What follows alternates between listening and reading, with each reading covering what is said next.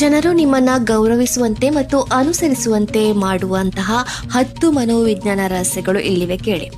1.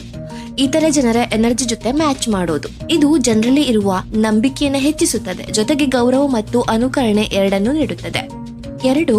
ಜನರು ತಮ್ಮನ್ನ ಬುದ್ಧಿವಂತರೆಂದು ಭಾವಿಸುವವರನ್ನ ಅನುಸರಿಸುತ್ತಾರೆ, ಹಾಗಾಗಿ ಉತ್ತರ ನೀಡುವ ಮೊದಲು ಉತ್ತರಗಳನ್ನ ಕಂಡುಕೊಳ್ಳಲು ಅವಕಾಶವನ್ನ ನೀಡಬೇಕು. 3.